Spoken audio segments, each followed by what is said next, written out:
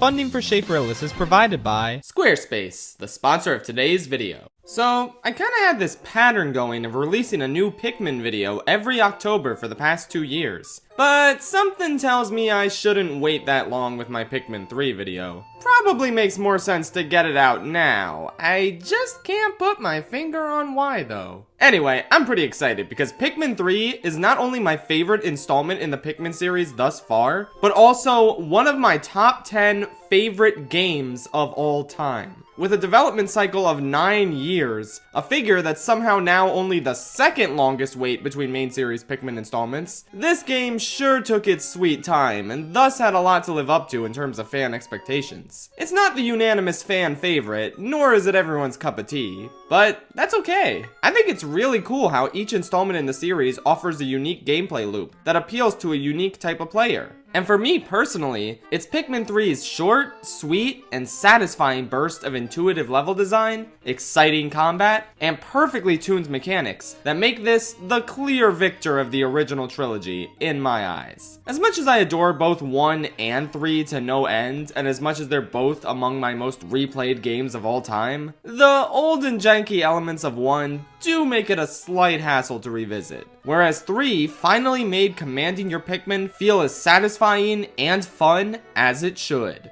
Now, if they did an HD remake of 1 that fixed the original's jank and gave it the updated gameplay of 3, then I think that would have to top my list. 1 is still the king in terms of having the perfect story to motivate you, and having the best structure with its looming 30-day deadline. But while 3 is a bit weaker in those departments, the gameplay absolutely makes up for it in my eyes. So let's jump right into it. Here's how Pikmin 3 stands out as my absolute favorite of the original trilogy. While Pikmin 3 doesn't top 1 in terms of having the strongest character motivations and story, it's still definitely up there. Basically, Olimar is no more since we now find ourselves playing as a trio from a completely different planet, Kopai. And this planet is rapidly dying of starvation. Oops! Looks like it's up to our intrepid explorers, Alf, Brittany, and Charlie, to visit the Pikmin planet, now dubbed PNF 404. Funny page not found 404 reference. Anyway, they gotta go there and collect some fruit so they can return with the seeds that'll cultivate enough sustenance to save their homeworld. So on paper, these are the highest stakes the series has ever seen, right? The survival of an entire planet depends on our mission going successfully. So that means everything we're doing is a pretty big deal. Honestly though, it kinda doesn't feel that way during normal gameplay. Your mission to save your home planet is barely brought up, and while the stakes are high, the game lacks the ever-present personal motivation that Olimar had in the first game to survive and see his family again. Here, we don't really know anything about Alf, Brittany, or Charlie in terms of their backstories and who they have waiting for them back home. They're just here to do their mission and do it well. I've never really been ultra attached to these characters, nor have I ever disliked them. They're just kind of serviceable stand-ins for Olimar that let us see a different perspective on the Pikmin universe. And I'm pretty sure that's how the majority of the fanbase sees them as well. I don't know anyone who legitimately considers these peeps to be more compelling and iconic than Olimar and Louie. But you know what? That's okay. I still enjoyed them enough, and I liked getting a glimpse of a completely different planet in the Pikminverse. Plus, the game keeps you motivated in other ways. For example, the juice system. A really clever compromise between Pikmin 1's strict anxiety-inducing time limit and Pikmin 2's complete lack of any urgency whatsoever. Basically, the game's main collectibles, fruit, not only contribute to the overarching goal of saving your planet, but they also provide you with your food supply. This amazing looking juice that's so satisfying to see poured into a glass at the end of the day. As well as mixed in with different colors, like holy shit. If this doesn't justify the Wii U, I don't know what does. Like, seriously, I don't. This is all it had. But anyway, the juice system is your sustenance. You gotta keep collecting fruit, or else you'll run out of juice and die of starvation. Thus bringing back a semblance of the urgency from 1, while also giving you all the days you need to complete the game, as long as you keep collecting fruit. Eventually, you kinda get so much fruit that you have more juice than you know what to do with. But the game accounts for that and lets that piece of shit Louie rob you, run off, and then explode. So now you got no juice, and there's urgency again to find fruit as you track Louie down and beat him up for stealing your shit. As much as the first game's day system was my favorite, I think this is a much more accessible and fair way to get new players thinking about time management, and I really like it. It doesn't mean a ton for veterans like me who are never gonna run out of juice, even during the whole Louis debacle. But hey, it's not like the 30-day time limit in Pikmin 1 meant much to me either, since I can get the game done in like 10 days. It's just a fair but fun challenge. One where it's immensely satisfying to lower the number of days it takes you to beat it. Especially since it's another relatively short game that doesn't overstay its welcome. Unlike a certain other game in the series, sorry, don't kill me. Another aspect of Pikmin 3 that can be pretty divisive among players is how goal-oriented it is. In the first two games, you just go wherever you want to collect ship parts or treasure. And while collecting fruit is still a big part of this game, it also gives you specific tasks to complete and bosses to fight before you can progress to the next area. So while there's still a lot of open exploration in each area, the game itself is set up a little bit more linearly compared to the previous two. But honestly, I don't mind this change. I think it really works to have goals the game is nudging you towards, and it's just as compelling to make a path to an area you need to get to as it is discovering and collecting fruit. These linear segments also motivate you pretty well since most of them are rescue missions. First you save Brittany, then Charlie, then Olimar. Hey, wait a minute, that's not Olimar. George, they're onto us! Okay, here's the real Olimar. Oh my god! What the f is that thing? Basically, you're hunting for Olimar the whole game because he has your cosmic drive key, which you need to get home. So there's a good reason to include him and Louis in the story, just from a different perspective. It doesn't feel like they just gave up and brought these guys back for nostalgia's sake. They implement them both in a fun and clever way, offering a different perspective on them after you got used to playing as them in the previous games. It really makes you realize, wow, Olimar is pretty brave and daring, but he does have a tendency to get in way over his head sometimes. And Louis is just as much of a piece of shit from an outsider's perspective as he is from the perspective of his coworker. So overall, I'd say this game gets a solid B+ in terms of its story and character stuff. Not peak Pikmin in these regards, but pretty solid and more than enough to carry the game. Well, we did it. We finished talking about what is, in my opinion, the weakest part of Pikmin 3. Yeah, when I said this was one of my top 10 favorite games of all time, I wasn't kidding.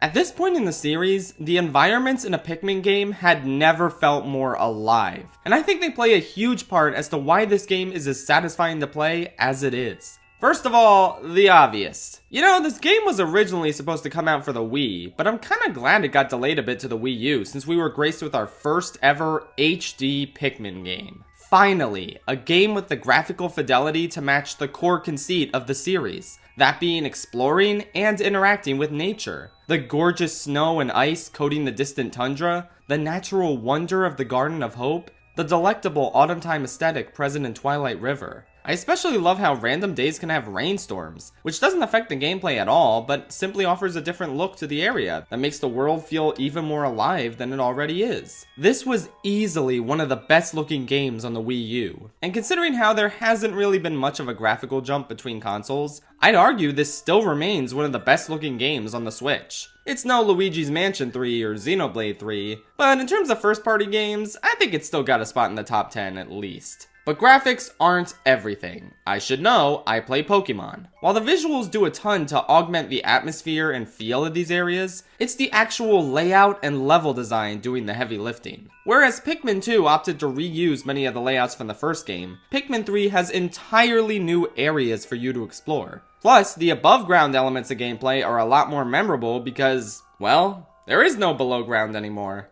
Look, as someone who wasn't a fan of Pikmin 2's caves, I'm still cautiously optimistic to see them come back in 4, because I think the concept has a lot of potential. But at the same time, I'm pretty thrilled that we got a return to basics here in 3, because there's nothing more satisfying to me than tracking down fruit in corners of the map and doing your best to take them home before the day is up. Of course, progressing to said corners of the map is a bit trickier this time around. The previous games had walls for your Pikmin to break down, or bridges for them to build in order to reach new locations. And the same is true here, but with a twist. Well, not in the walls case, they're pretty much the same, but bridges now require pieces to build, most of which are scattered in different locations for you to find. It's a lot more involved and engaging than just leaving your Pikmin idle in one spot as they toil away at their bridge duties, since it gets you exploring every area you can access in order to see what you can find. And even though walls mainly function the same, there's just such a more visceral feel to tearing them down, since instead of watching them slowly lower, your Pikmin are now actively demolishing them, which is cool as shit.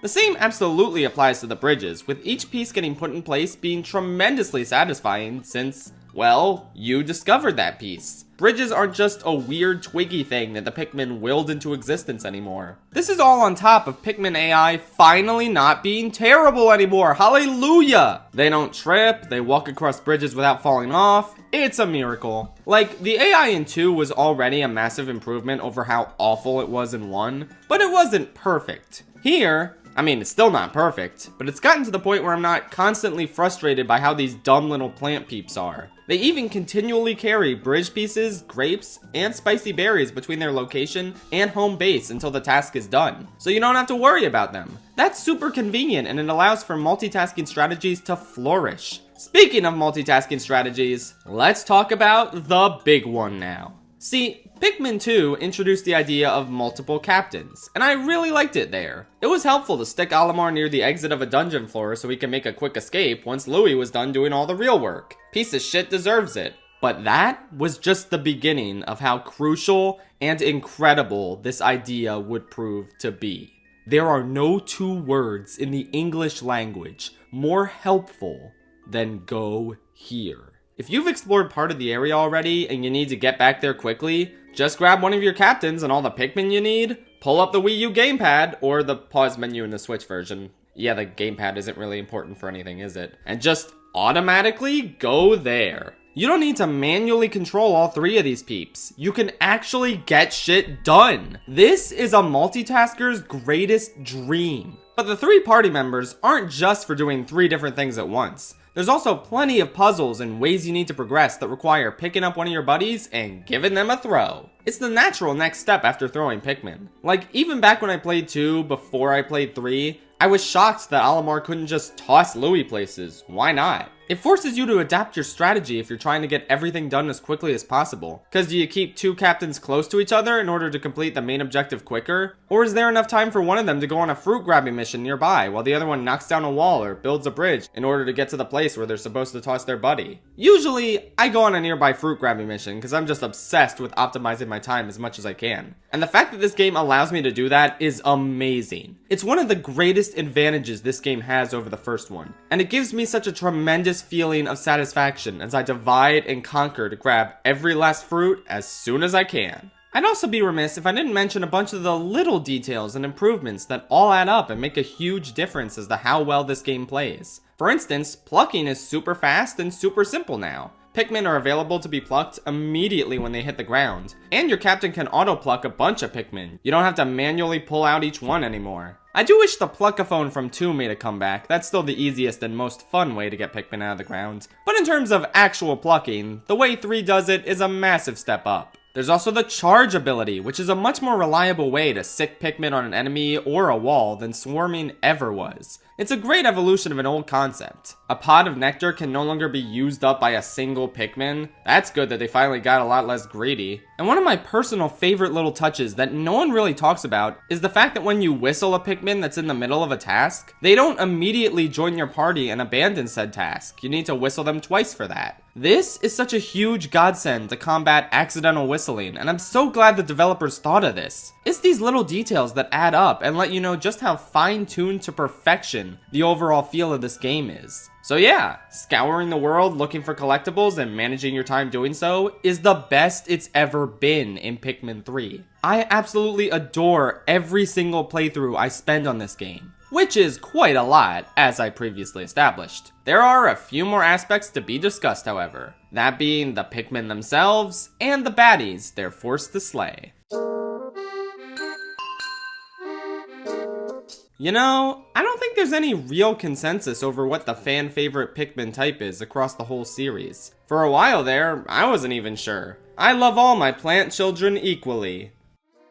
I don't care for reds. Basic bitch-ass Pikmin type that was only really useful in 1. Fire hazards are the easiest ones to avoid in 2 and 3, and these guys are even outclassed in combat situations, so I typically don't bring many of my Crimson comrades on missions with me in this game. But I think yellows and blues are still utilized pretty well in 3. They're both not quite as essential as they were in 2, especially considering electricity isn't an instant kill hazard anymore, and because blues have been outdone in a few areas by a new type we'll get into very soon. But I I wouldn't sell either of these guys short. Yellows are still used to tear down electric walls, as well as conduct electricity and turn the lights on in dark caves, which is a really creative use for them. As a result, I always make sure I have a handful of these guys in my party. They're still far more useful than they were in the first game. And blues... Look, I'll admit, I'm not a huge fan of how late into the game you get them, but considering how they were above average in terms of utility in the first two games, I think it's okay that they take a step back in terms of what they can accomplish here. Plus, there's still a lot of underwater fruits and areas you can only get to with blues, as well as an entire boss fight where you kinda gotta use them or else all your Pikmin will tragically drown in puddles. So I think there's still plenty of reason to bring blues along wherever you go.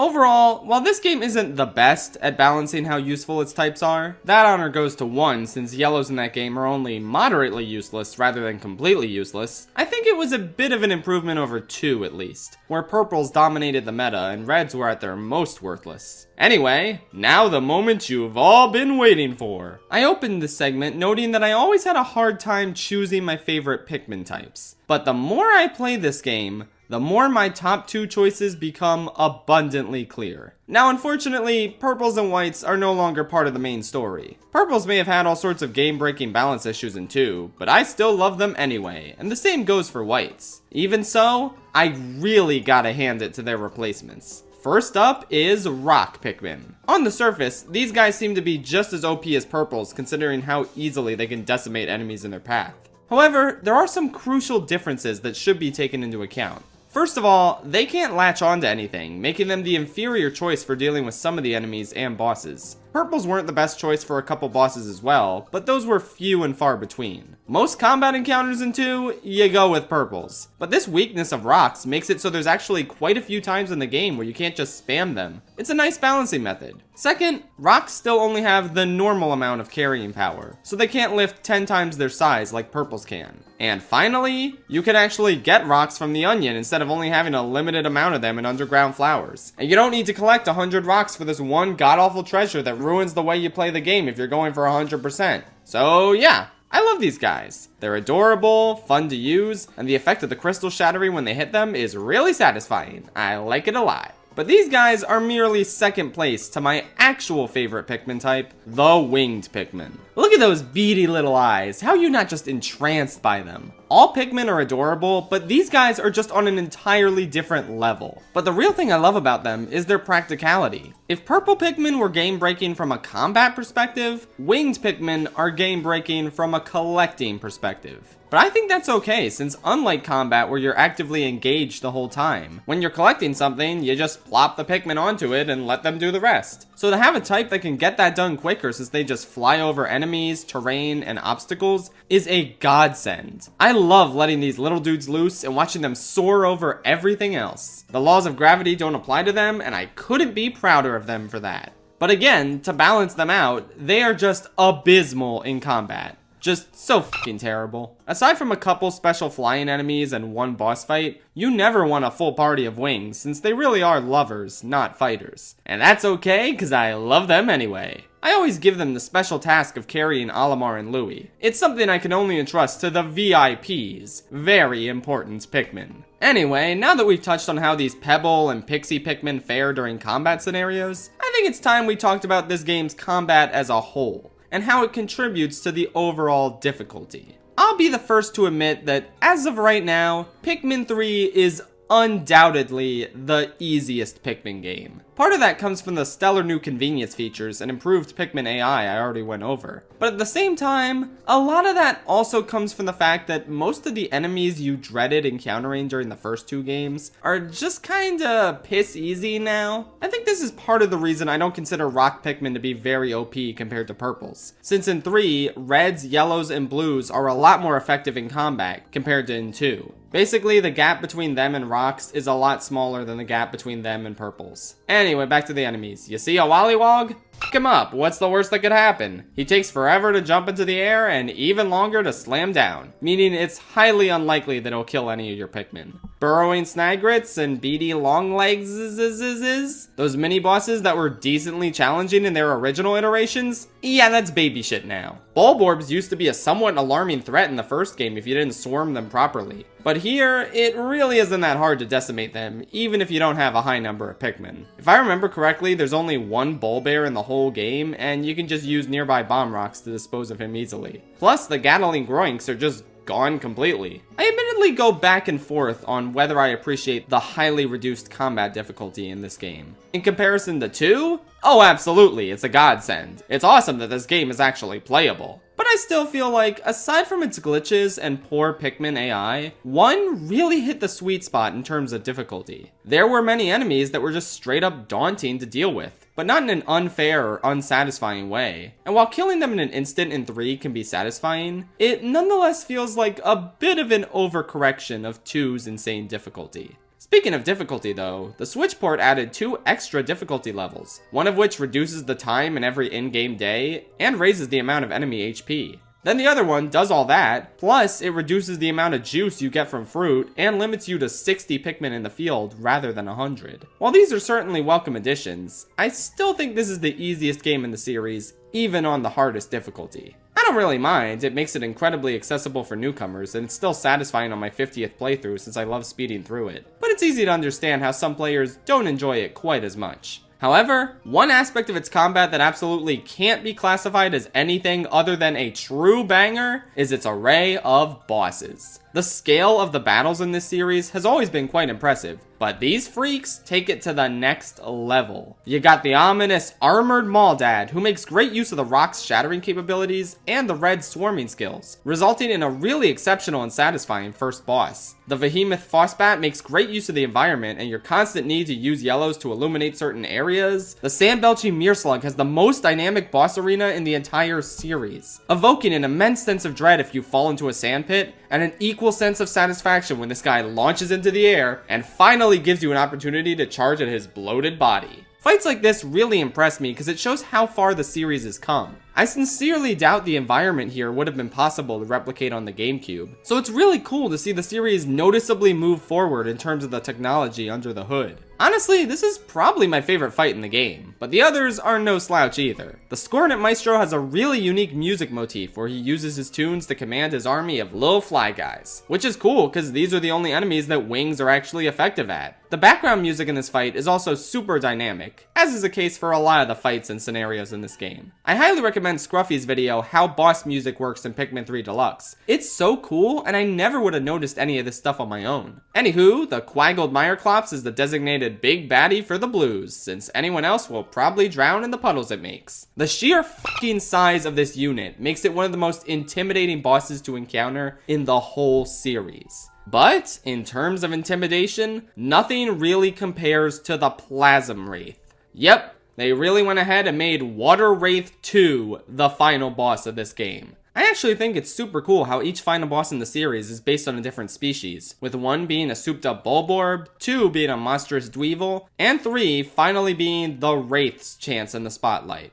The Formidable Oak is an escort mission, yes, but one you're in full control of so you don't have to rely on an annoying AI partner dragging it down. Basically, the Wraith wants Olimar, so Brittany has to command the Pikmin carrying him and distract this disgusting monstrosity, while Alf and Charlie complete tasks in order to get Olimar out safely. A lot of the tasks are actually optional, meaning there's a good deal of freedom with how you approach the level. It pushes your time management and multitasking abilities to the limit, since if you get too engrossed with an Alf or Charlie task, you might leave Brittany alone for too long, resulting in the invasive species getting a hold of Olimar and forcing you to scramble to free him before it gets away. A tense and memorable last level that blows the puzzle-solving parts of the final trial out of the water, and I'd argue serves as a more fitting last gauntlet of challenges than the Dream Den did. Of course, that's not even getting into the boss fight. Attacking this gelatinous abomination causes him to split his body off into little pieces for you to pick apart. Of course, you also have to destroy some water, electric, fire, and glass hazards in order to get that chance, meaning nearly every Pikmin type pretty much has a place here.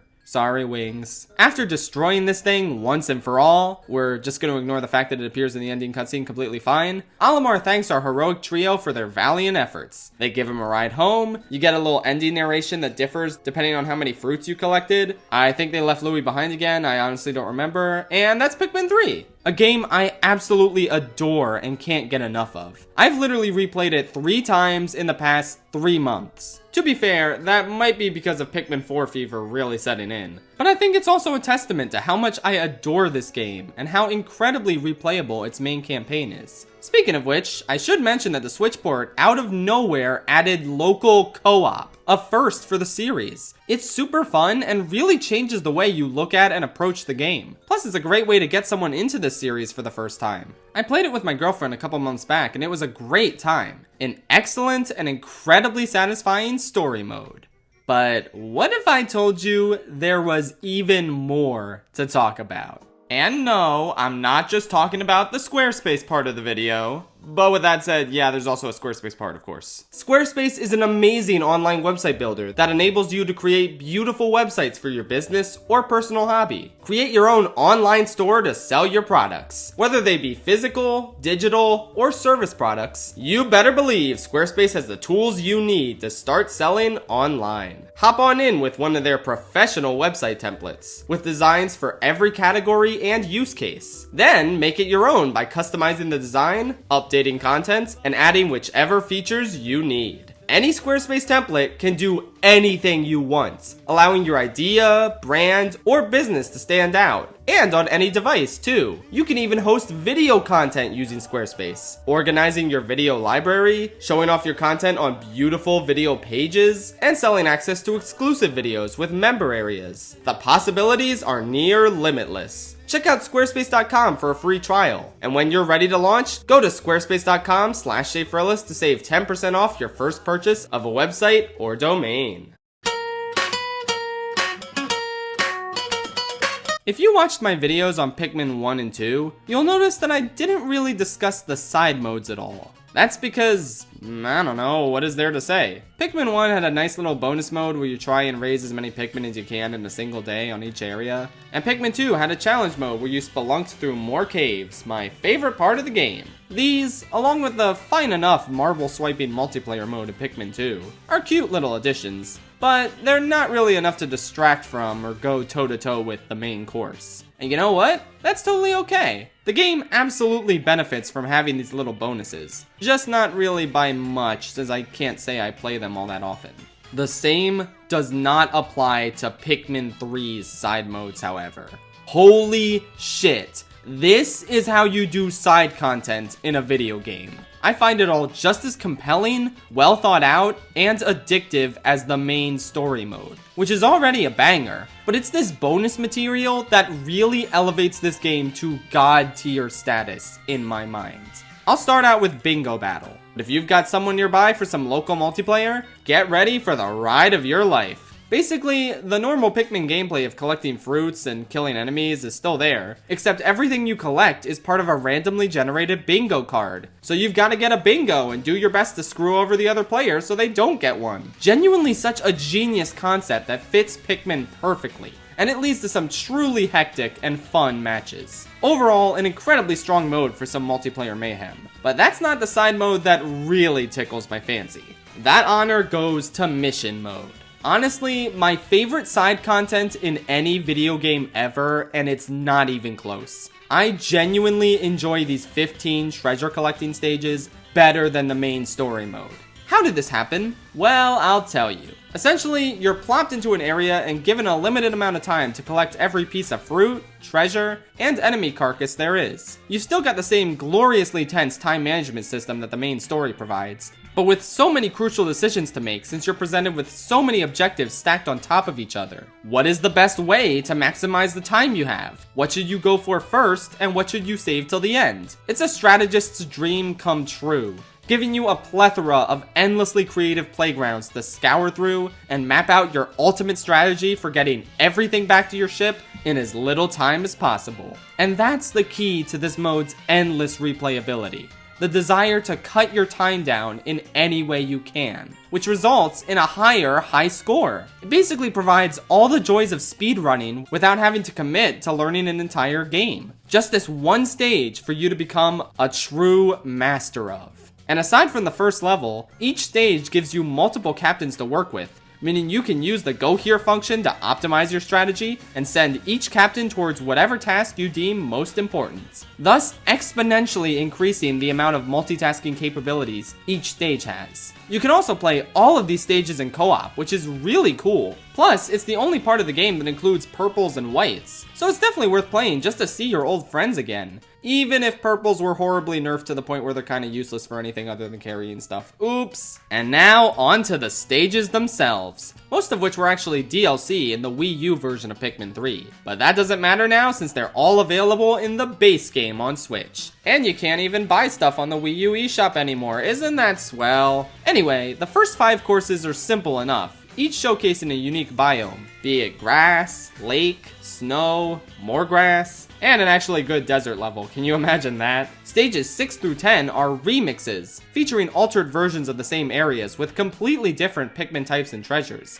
making for incredibly unique and different experiences where you have to employ completely different strategies. Out of these first 10, I think the Silver Lake and Thirsty Desert stages are my favorites. All 10 of these offer great replayability, but these are the ones I keep coming back to the most. Of course, that isn't taking into account the final 5 stages, which is where things really get wild. In order of my personal enjoyment from lowest to highest, there's Beastly Caverns. The one thing that really holds this back for me is the fact that it makes you grow your own Pikmin. I never really know how many I should spend time growing before commencing on my treasure expedition. But I don't want to discount just how cool this stage's gimmick is. Walk into a cave and suddenly it's a side-scroller, with each corner of the cave offering a different challenge for you to overcome. It's wild and unlike anything in the Pikmin series so far. I mean, no Pikmin side-scroller exists after all, am I right?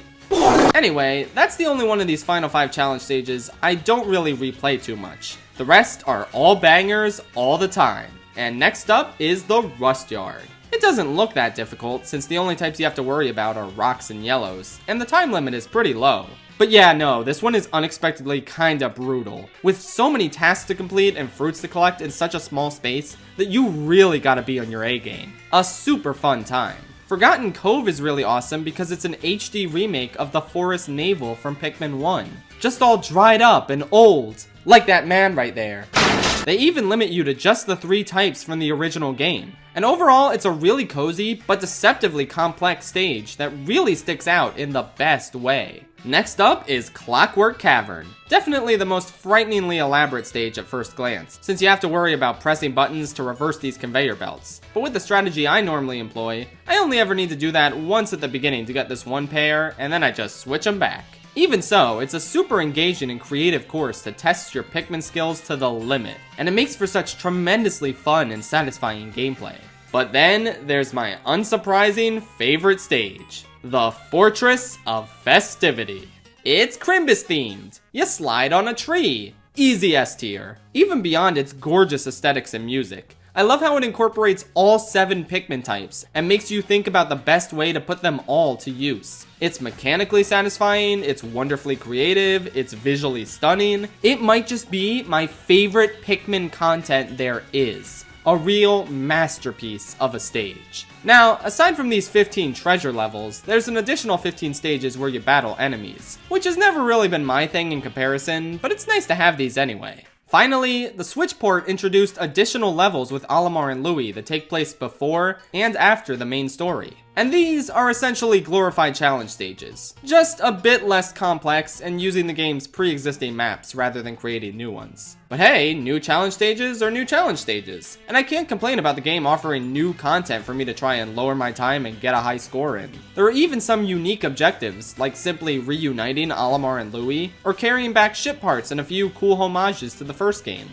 Overall, this is probably the weakest content the game has to offer, and yet it's still pretty good at the very least. The level of consistency in this game across all of its modes never ceases to amaze me, and the entire package makes for an unforgettable must-play experience for any Switch owner. Even though this is an enhanced Wii U port, I'd honestly have to call this my favorite Switch game of all time. Don't get me wrong, my two favorite games of all time, Majora's Mask and Persona 5 Royal, are available on the Switch, but like, come on, these aren't Switch games. You could argue Pikmin 3 Deluxe isn't really either, since most of it is carried over from the Wii U. But I think there's enough new additions to indeed call this enhanced port a Switch exclusive. It's my favorite way to play Pikmin 3 by far because of everything it adds. Whereas I could play Majora or Persona anywhere and still get the same experience outside of the portability factor.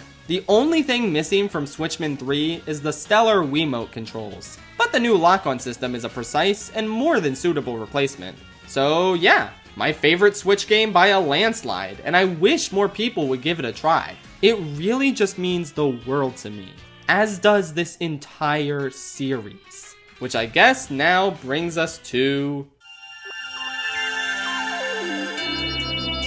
For pretty much an entire decade now, my most anticipated video game has been Pikmin 4. The insane roller coaster ride we've been on, from Miyamoto saying it was very close to completion in 2015, to waiting 2 years later for him to just say it is progressing, to then 5 years of radio silence. Absolutely nothing. Where is it? What is wrong with you? I was so starved for Pikmin content that a mere Switch port of my favorite game in the series got me to cry. I just needed something, and that something ended up being my favorite overall package in the Pikmin series thus far. Do I need Pikmin 4 to be even better in order to justify the 10-year wait for it? No, don't be ridiculous. I don't think anyone should go into any belated sequel with those expectations. That way they won't be disappointed, and if it turns out the belated sequel is way better, it'll be a pleasant surprise. But with that said, God, I really just need this game to be good. Even though I don't like 2 as much as the other ones, it's still definitely a good game. Meaning in my eyes, the Pikmin series has a perfect track record so far. Hey! No, that's not real. That never happened. Goodbye. I sincerely doubt 4 will end that hot streak. And at this point, I'm basically just counting down the days until it releases. And even though I've never really made a review on a current game before, since I like to give myself time to enjoy a new game instead of rushing a review out, this might be an exception. Or maybe it'll take another year for me to talk about it. Bottom line is, I'm positively beyond hyped for this game, and I can't wait to enjoy everything it has to offer. And you should too. If this video or my other ones haven't convinced you to give this series a try, then what the heck are you waiting for? Pikmin 3 has a free demo on the eShop, so if you like it, it's more than worth checking out the full game. And the same is absolutely true for Pikmin 4. Download that free demo and experience some true Pikmining bliss. I mean, the tutorial's a bit long, but after that, it is bliss. And if you'd rather jump in with the series roots, Pikmin 1 and 2 are on the eShop. It's a Christmas miracle. Essentially, the more people out there who give this franchise a chance, the better. There really is nothing else like Pikmin in all of gaming. Commanding an army of adorable units, scouring a natural wonderland for treasure, doing battle with ravenous monsters more than twice your size, and making sure all of your crucial tasks get done within a time limit each day. All of these aspects and more make up the uniquely special, magical experience that is Pikmin. Until next time, my fellow captains, good night, PNF 404.